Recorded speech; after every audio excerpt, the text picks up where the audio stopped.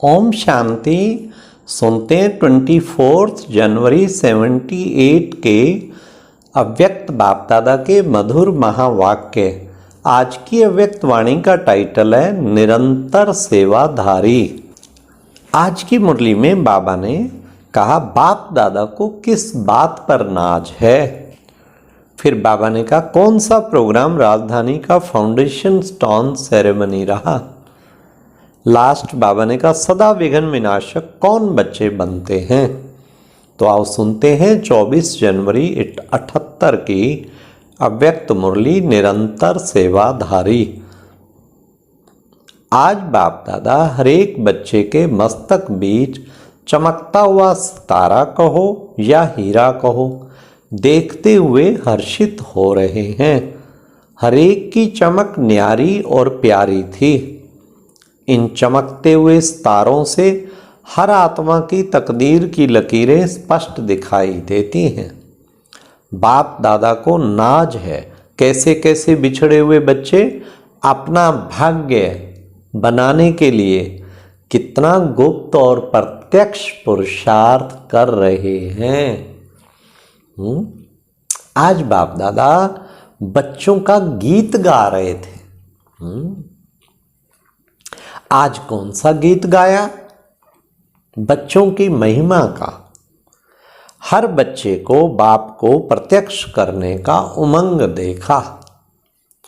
सिवाय बच्चों के बाप प्रत्यक्ष हो भी नहीं सकता। तो बाप को भी प्रत्यक्ष करने वाले कितने श्रेष्ठ ठहरे। इतना नशा या सेवा की स्मृति सदा रहे। जैसे बाप अविनाशी है आत्मा भी अविनाशी है। सर्व प्राप्ति संगम युग की अविनाशी है। ऐसे ही स्मृति या नशा भी अविनाशी है। अंतर नहीं होना चाहिए। अंतर आना अर्थात मंत्र को भूलना। अगर मंत्र याद है तो नशे में अंतर नहीं हो सकता। सब नजर ब्राह्मणों को देख इतना जरूर अनुभव करती है कि कमाल है। साधारण कन्याओं माताओं ने गुप्त में इतनी सेना तैयार कर ली है। ये जो पब्लिक की नजर जाती है ब्राह्मणों को देख के, बाबा उसकी रिजल्ट बता रहे हैं। ऐसा कब सोचा नहीं था, समझा नहीं था। सबकी दिव्य सूरतों ने बाप दादा की मूरत को कर्तव्य द्वारा लोगों के सामने प्रत्यक्ष जरूर किया है। बाप दादा विदेश से आए हुए बच्चों को या भारत में आए हुए बच्चों जिन्होंने भी सेवा में उंगली दी अर्थात अपने राज्य का फाउंडेशन डाला उन्हें देख हर्षित होते हैं। अब यह कॉन्फ्रेंस ब्राह्मणों की अपनी अपनी राजधानी के अधिकारी बनने का फाउंडेशन स्टोन सेरेमनी था। मतलब जो दिल्ली में कॉन्फ्रेंस हुई थी तो उसमें सब जोन वाले भी विदेश वाले भी पूरा भारत के सबकी ड्यूटीज लगी थी। इसलिए कोई भी विदेश के सेंटर्स की आत्माएं या भारत में भी कोई जोन रहा नहीं। यह की हुई गुप्त सेवा थोड़े समय में प्रत्यक्ष रूप दिखावेगी। अभी तो गुप्त वेश में अपना फाउंडेशन स्टोन डाला है अर्थात बीज डाला है, लेकिन समय प्रमाण यही बीज फल के रूप में आप सब देखेंगे। यही दुनिया के लोग आपका आवाहन करेंगे, आज्ञान करेंगे। तो बाबा ने कहा थोड़ा टाइम और देखो, सब आपका आवाहन करेंगे। पहला फाउंडेशन यह क्वेश्चन उठा है कि कौन है ये। अब दोबारा फिर क्वेश्चन का उत्तर मिलेगा। आज बाप दादा ये रूरवाहन कर रहे थे। आगे के लिए भी जैसे निरंतर योगी का वरदान बाप द्वारा प्राप्त हुआ है। वैसे ही निरंतर सेवाधारी बनो। निरंतर योगी का तो मिला, अब निरंतर सेवाधारी बनो। सोते हुए भी सेवा हो, सोते हुए भी कोई देखे तो आपके चेहरे से शांति आनंद के वाइब्रेशन अनुभव करे। इसलिए कहा जाता है कि बड़ी मीठी नींद थी। नींद में भी अंतर होता है। हर संकल्प में, हर कर्म में सदा सर्विस समाई हुई हो, इसको कहा जाता है निरंतर सेवाधारी। बाप और सेवा, जैसे बाप अति प्यारे ते प्यारा है, बाप के बिना जीवन ही नहीं, ऐसे ही सेवा के बिना भी जीवन नहीं। ऐसे निरंतर योगी और निरंतर सेवाधारी सदा विघ्न विनाशक होते हैं। बाप की याद और सेवा, यह डबल लॉक लग जाता है, इसलिए माया आ नहीं सकती। चेक करो कि सदा डबल लॉक रहता है। अगर सिंगल लॉक है तो माया के आने की मार्जिन रह जाती।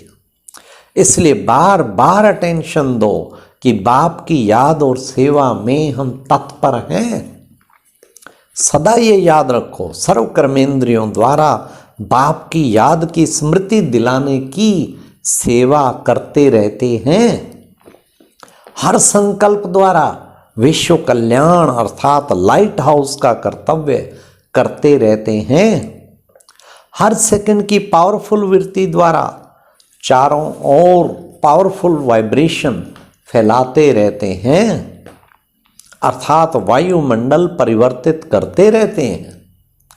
हर कर्म द्वारा हर आत्मा को कर्म योगी भाव का वरदान देते रहते हैं। हर कदम में स्वयं प्रति पद्मों की कमाई जमा करते जा रहे हो।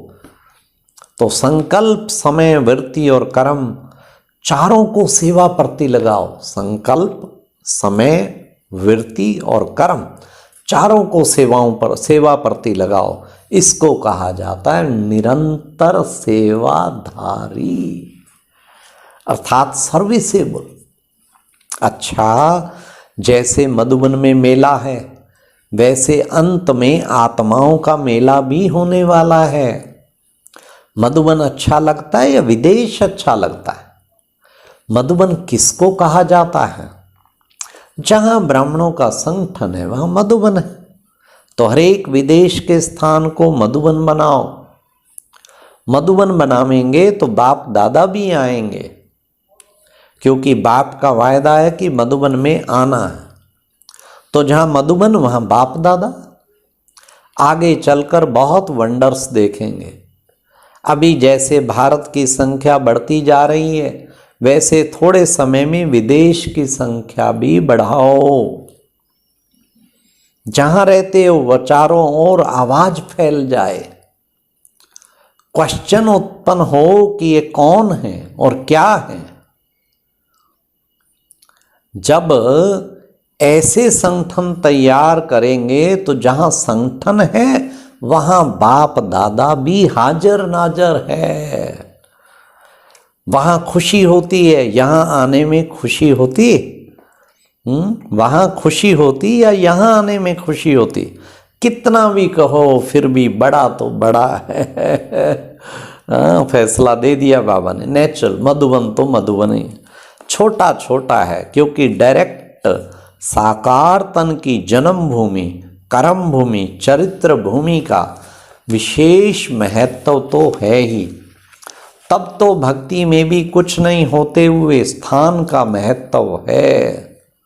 मूर्ति पुरानी होगी और घर में बहुत अच्छी सुंदर मूर्ति होगी, भक्त फिर भी स्थान का महत्व देते हैं। तो स्थान का महत्व है, लेकिन अपनी फुलवाड़ी को भी बढ़ाओ।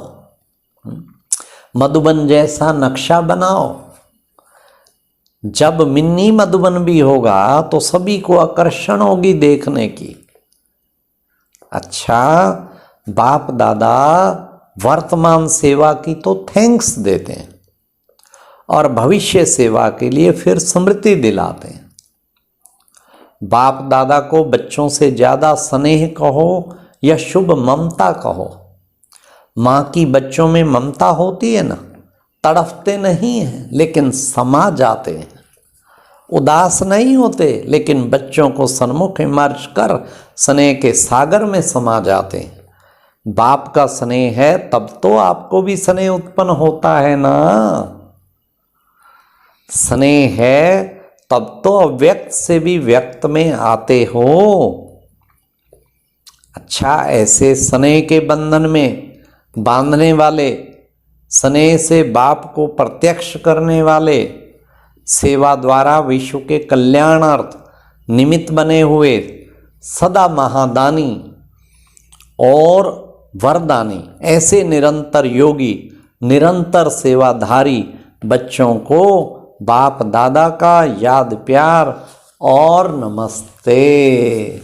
आज बाबा ने कितना सुंदर कहा, अपने अपने सेंटर को भी मिनी मधुबन की तरह बनाओ।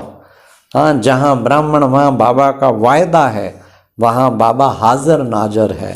कितनी सुंदर बात बाबा ने सुनाई। और बाबा ने चारों ही बातें सेवा में लगाने के लिए कहा, संकल्प, समय और बच्चे वृत्ति, इन सब चीज़ों को, चारों ही चीज़ों को बाबा ने कहा अपना सेवा में लगाओ। तो बच्चे और कर्म, इन सब को सेवा में लगाओ। फिर बाबा ने कितना सुंदर हम बच्चों को बताया कि विघ्न विनाशक वो होंगे जो निरंतर योगी और निरंतर सेवाधारी। ये डबल लॉक लगाना है। और अब यह एक बहुत अच्छी वीडियो भी जरूर देखें।